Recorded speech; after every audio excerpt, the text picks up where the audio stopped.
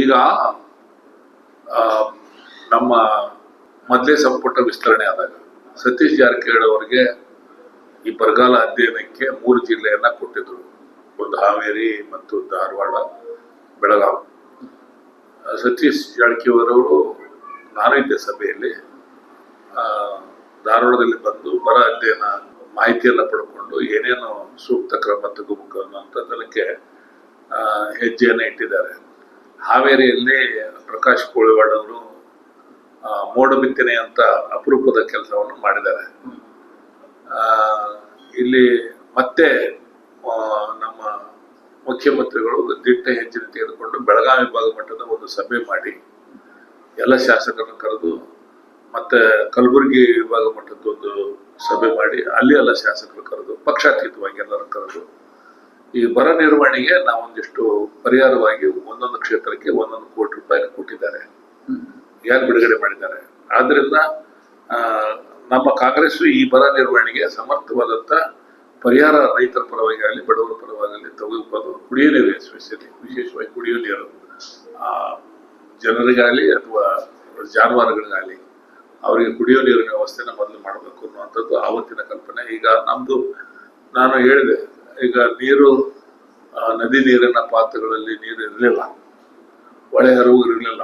ಅದಕ್ಕೆ ನವಿಲು ತೀರ್ಥಕ್ಕೂ ಒಳ ಹರಿವು ಇರಲಿಲ್ಲ, ಕೃಷ್ಣಾಗೂ ಒಳ ಹರಿವು ಇರಲಿಲ್ಲ. ಇವತ್ತು ಮಳೆರಾಯ ನಮಗೆ ಆಶೀರ್ವಾದ ಮಾಡಿದ್ದಾನೆ. ಎಲ್ಲ ನದಿಗಳಲ್ಲಿ ಕಾವೇರಿ ಸೇರಿ ಒಳ್ಳೆ ನದಿ ನೀರು ಬರ್ತಾ ಇದೆ, ತುಂಗಭದ್ರಾ ನೀರು ಬರ್ತಾ ಇದೆ, ಎಲ್ಲ ಕಡೆ ನೀರು ಬರ್ತಾ ಇದೆ. ಸೊ ಮಳೆ ವಿಫಲ ಆದ್ರೂ ನಾವು ಕಾಂಗ್ರೆಸ್ ಸರ್ಕಾರ ಇದ್ದಾಗ ಡ್ಯಾಮ್ಗಳ ಕಟ್ಟಿದ್ದೇವೆ. ಆ ಡ್ಯಾಮ್ಗಳ ಮುಖಾಂತರ ಕೆರೆ ತುಂಬಿಸುವಂತ ಕೆಲಸ ಮತ್ತು ಅಲ್ಲೆಲ್ಲಿ ಇರುವಂತಹ ಹಳ್ಳ ಕೊಳ್ಳಗಳಿಗೆ ನೀರು ಬಿಡುವಂತ ಕೆಲಸ ಮಾಡಿಬಿಟ್ರೆ ನಾವೊಂದಿಷ್ಟು ನೀರಾವರಿ ಕ್ಷೇತ್ರಕ್ಕೆ ಕಾಲುವೆ ಮುಖಾಂತರ ನೀರು ಹರಿಸೋದ್ರ ಮುಖಾಂತರ ಹಿಂಗಾರಿ ಮಳೆ ಇದಲ್ಲ, ಮುಂಗಾರು ಬೆಳೆ ಫೇಲ್ ಆಗಿದೆ. ಹಿಂಗಾರು ಬೆಳೆಗೆ ಏನು ವ್ಯವಸ್ಥೆ ಮಾಡಬೇಕು ಅದೆಲ್ಲ ವ್ಯವಸ್ಥೆ ಮಾಡಲಿಕ್ಕೆ ಈಗಾಗಲೇ ಸರ್ಕಾರ ಬಹಳಷ್ಟು ತೀರ್ಮಾನ ತೆಗೆದುಕೊಂಡಿದ್ದೇವೆ. ಅದನ್ನು ನಾವು ಹೇಳಿದ್ದೇವೆ. ನವಿಲು ತೀರ್ಥದ ಎಡದಂಡೆ ಮತ್ತು ಬಲದಂಡೆ ಕಾಲುವೆ ನೀರನ್ನು ಹರಿಸಿದ್ರೆ ಸುಮಾರು 4 ಜಿಲ್ಲೆಗಳಿಗೆ ನೀರು ಹೋಗುತ್ತೆ. ಅದು ರೈತರಿಗೆ ಹಿಂಗಾರಿಗೆ ಅನುಕೂಲ ಆಗುವಂತ ಪರಿಸ್ಥಿತಿ ಅನ್ನುವಂಥ ಭಾವನೆ ನಮಗಿದೆ. ನಾವು ಯಾವುದಕ್ಕೂ ಹಿಂಜರಿತಿಲ್ಲ. ನಮ್ಮ ಮುಖ್ಯಮಂತ್ರಿ ಆದ DK ಶಿವಕುಮಾರ್ ಅವರು ಮಲ್ಕೊಳ್ತಾ ಇಲ್ಲ. ಈ ಬರಗಾಲ ಎದುರಿಸಲಿಕ್ಕೆ ಏನೇನೋ ಕಾರ್ಯಕ್ರಮ ಆಗಬೇಕು. 24/7 ಈಸ್ ವರ್ಕಿಂಗ್. ಆದ್ರಿಂದ ಮಂತ್ರಿಗಳನ್ನ ನಿಮಗೆ ಪ್ರಮಾಣವಚನ ಮಾಡಿದ 3ನೇ ತಾರೀಕಿಗೆ ಪ್ರಮಾಣವಚನ ಆಯ್ತಲ್ಲ, ಪ್ರಮಾಣವಚನ ಇಮಿಡಿಯೇಟ್ ಆಗಿ ಅವ್ರಿಗೆ ಇನ್ನೂ ಪೋರ್ಟ್ಫೋಲಿಯೋ ಕೊಟ್ಟಿಲ್ಲ. ರಾತ್ರಿ 2 ಗಂಟೆ ಅವರಿಗೆ ಕೂಡ ಸಭೆ ಮಾಡಿ ಎಲ್ಲಾ ಸಚಿವರು ಇವತ್ತು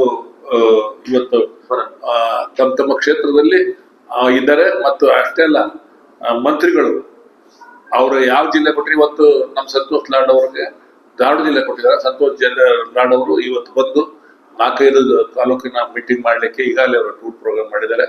ನಾವು ಕಾಂಗ್ರೆಸ್ಸಿನ ಶಾಸಕರಾಗಲಿ ಸಚಿವರಾಗಲಿ ಸಮರ್ಥವಾಗಿ ಈ ಬರಗಾಲದಿಂದ ಆಗುವಂತ ಜನಗಳಿಗೆ ತೊಂದರೆಗಳನ್ನ ನಿವಾರಿಸಲಿಕ್ಕೆ ನಾವು ಪ್ರಾಮಾಣಿಕ ಪ್ರಯತ್ನ ಮಾಡ್ತೇವೆ ಅನ್ನುವಂಥ ಭರವಸೆಯನ್ನ ಜನಗಳಿಗೆ ನಿಮ್ಮ ಮುಖಾಂತರ ಕೊಡ್ತಾ ಇದ್ದೇವೆ.